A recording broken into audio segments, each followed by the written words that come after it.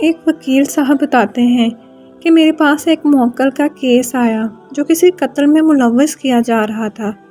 میں نے کیس کا باریک بینی سے جائزہ لیا۔ جب مجھے یقین ہو گیا کہ میں اپنے موکل کو اس کیس سے باعزت بری کروانے میں کامیاب ہو جاؤں گا تو میں نے بھاری فیس کے عوض کیس ہاتھ میں لے لیا۔ یقین کریں ہائی کورٹ تک میں نے اسی فیس کے بدلے اپنے موکل کا کیس لڑا، مگر چاہ کر بھی میں اسے نہ بچا سکا۔ جس دن ہائی کورٹ نے اس کی سزائے موت کا فیصلہ برقرار رہنے کا فیصلہ سنایا تو میری کڑی محنت اور ساری رات جاگ کر کی گئی دعائیں ضائع ہوتی ہوئی محسوس ہوئیں۔ میں خود جج کے سامنے بیٹھ کر رونے لگا۔ جج صاحب نے اپنے عدلی سے کہہ کر میرے لیے پانی منگوایا، مجھے پیش کیا اور اٹھ کر چیمبر میں چلے گئے۔ میں نے پانی پیا، اوپر نظر اٹھا کر دیکھا تو میرا موکل ہتھ کڑیوں میں جکڑا میرے سر پر کھڑا تھا۔ میری بجائے اس کی آنکھوں میں میرے لیے تسلی کے جذبات تھے۔ اس نے ہمت جمع کر کے مجھے مخاطب کیا اور کہا کہ وکیل صاحب، میں نے بری نہیں ہونا، آپ اس کیس کو چھوڑ دیں۔ میرا موکل پہلے دن سے ہی مجھے یہ بات کہتا آ رہا تھا، مگر میں ماننے کے لیے تیار نہیں تھا، کیونکہ میری نظر میں میرے موکل کا کردار سزائے موت جتنا نہیں تھا۔ چند سال کی سزا سنائی جا سکتی تھی، وہ بھی سپریم کورٹ یا ہائی کورٹ سے ختم ہو جانی چاہیے تھی، مگر آج ہائی کورٹ کے فیصلے نے مجھے بھی مایوس کر دیا تھا۔ میں نے بھی اسے تسلی دی کہ تم بچ جاؤ گے، مگر پہلی بار میرا دل کہہ رہا تھا کہ ایسا نہیں ہوگا۔ میرے کھوکھلے الفاظ اس پر بھی اثر انداز نہیں ہوئے تھے۔ مجھے اسی حالت میں چھوڑ کر وہ آگے بڑھ گیا تھا۔ میں نے بھی اس کیس کو چھوڑنے کے لیے ذہن بنا لیا تھا، اور جیل میں خصوصی ملاقات کے دوران میں نے اپنے موکل کو بتا دیا تھا کہ میں مزید اس کے لیے نہیں لڑ سکتا تھا، کیونکہ میں جتنی بھی تیاری کر کے جاتا تھا، دوران بحث میرے منہ سے کوئی نہ کوئی ایسا لفظ نکل جاتا تھا کہ وہ میرے ہی موکل کے خلاف ثبوت بن جاتا تھا۔ میں نے اپنی غلطی تسلیم کرتے ہوئے معذرت کی اور نیک تمناؤں کا اظہار بھی کیا۔ میرے دماغ میں عرصہ دراز سے یہ سوال اٹھ رہا تھا کہ میرا موکل اس قدر نا امید کیوں تھا۔ مجھے یہ کیس کسی بھی طرح سال سے زائد چلتا ہوا نظر نہیں آ رہا تھا، مگر میرا موکل بضد تھا کہ وہ اس کیس سے نہیں بچ سکتا، اس لیے اس کو بچانے کی کوشش نہ کی جائے۔ میں نے ہمت کر کے الوداعی ملاقات میں یہ سوال اس سے پوچھ ہی لیا۔ اس نے جو جواب دیا آپ بھی اس کی زبانی ملاحظہ فرمائیں۔ اس نے بتایا کہ میرا نام تاج ارزانی ہے اور میں سکردو کا رہائشی ہوں، مذہباً مسلمان ہوں، مگر سوائے چند بنیادی باتوں کے میرا مذہب سے دور دور تک واسطہ نہیں۔ میری شادی ایک انتہائی مذہبی لڑکی سے ہوئی تھی، نماز، روزے، تہجد اور قرآن پاک کی تلاوت کی پابند تھی، انتہائی باکردار اور سلجھی ہوئی تھی، مگر شادی کے چند سال بعد ہی وہ میری والدہ کی نظروں سے اتر گئی۔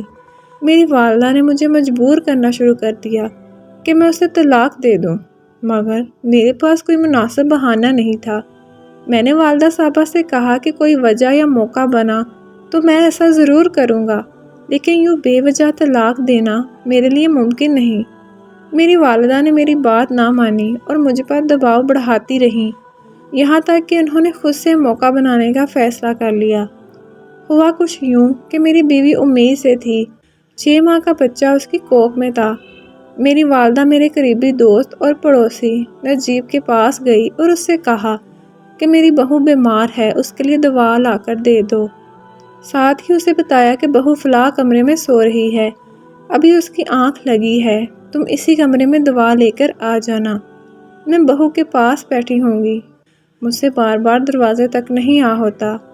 میرے دوست نے میری والدہ کی بات مان لی اور دوا لینے چلا گیا۔ میری والدہ چھت پر کھڑے ہو کر دیکھنے لگیں۔ یوں ہی میرے پڑوسی کی آمد کا وقت ہوا۔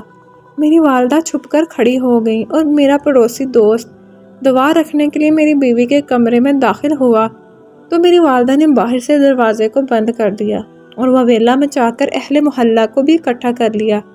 اس سب تماشے کا مقصد میری اور میری بیوی کی علیحدگی کروانا تھا، مگر یہ وار ہم پر ہی الٹ پڑ گیا۔ میرا قریبی دوست اور پڑوسی انتہائی متقی و پرہیزگار تھا، دوسری طرف میری بیوی کی بھی وفا شعاری اور سلیقے و تربیت کی مثالیں دیتے تھے۔ اس کی پاک دامنی کے لیے انجان لوگ بھی قسم اٹھانے کے لیے تیار تھے۔ جب اتنی بڑی تہمت لگانے کے باوجود بھی میری ماں اپنے مقصد میں کامیاب نہ ہو سکی، میرے دوست نے قرآن پاک پر ہاتھ رکھ کر میری بیوی کو اپنی دین و دنیا کی بہن تسلیم کر لیا۔ لوگوں کی نظر میں ہم ماں بیٹے کی رہی صحیح عزت بھی چاہتی رہی، مگر لوگوں کے اس رویے نے ہم ماں بیٹے کو مزید تیش دلوا دی۔ میری بیوی نے اہل محلہ میں ہماری رہی صحیح عزت بھی نکال دی۔ میں نے بیوی کو طلاق دینے کا فیصلہ کر لیا، مگر اب میری والدہ کا انتقام طلاق سے ٹھنڈا ہونے والا نہیں تھا، لہٰذا انہوں نے مجھے طلاق کی صورت میں جہیز، زیور، گھر اور حق مہر رقم دینے سے ڈرانا شروع کر دیا اور مشورہ دیا کہ اسے قتل ہی کر دو، نہ رہے گا بانس اور نہ بچے گی بانسری۔ میں نے والدہ کی بات مان لی، کیونکہ طلاق کی صورت میں 70 لاکھ کے قریب مالیت میرے ہاتھ سے نکلنے والی تھی اور میں اسے جانے نہیں دینا چاہتا تھا۔ میں نماز ظہر کے وقت گھر واپس آیا اور تیز دھار کلہاڑی لے کر آیا، اپنے کمرے میں بیٹھ گیا۔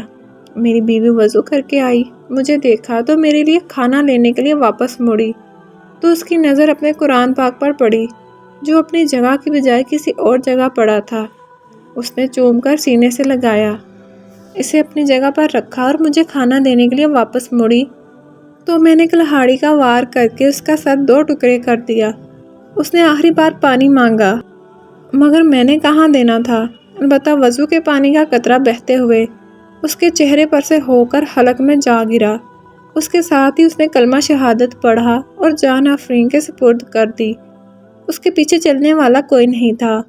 لوگوں کو ہم پر شک تھا، مگر حالات کو دیکھتے ہوئے کوئی بھی ہمارے خلاف نہ گیا۔ یوں ہم قانونی کارروائی سے بھی تقریباً بچ ہی گئے۔ میں نے دوبارہ شادی کر لی۔ میری والدہ عبرت ناک موت مر گئیں۔ میری اولاد ہوئی۔ ایک عرصہ بعد میں کہیں سفر پر جا رہا تھا، انجان اشخاص سے لفٹ مانگی، لفٹ جو کار میں جا رہے تھے۔ انہوں نے مجھے لفٹ دے دی۔ دراصل وہ کرائے کے قاتل تھے۔ راستے میں پولیس نے انہیں گرفتار کر لیا۔ انہوں نے مجھے بھی اپنا ساتھی ظاہر کیا اور میں آج یہاں تک پہنچ گیا ہوں۔ میں نے خواب میں اکثر دیکھا ہے، میرے گلے میں پھندا ڈالا گیا ہے اور میری سابقہ بیوی کھڑی دیکھ رہی ہے۔ میں اس کیس میں بے قصور ضرور ہوں، مگر در حقیقت میں قاتل ہوں۔ خدا نے میری تدابیر کو مجھ پر ہی الٹ دیا ہے اور میں موت کا منتظر ہوں۔ اپنے موکل کی بات سن کر میں سمجھ گیا کہ کیوں میری زبان پھسلتی تھی، کیوں میرے ہی دلائل میرے موکل کے خلاف جاتے تھے۔ شاید تقدیر نے اس کی لگامیں کھینچ لی تھیں۔ میں اب اس کے لیے فقط دعا ہی کر سکتا تھا۔ دعا دے کر الوداع کہہ کر میں اپنے گھر واپس آ گیا۔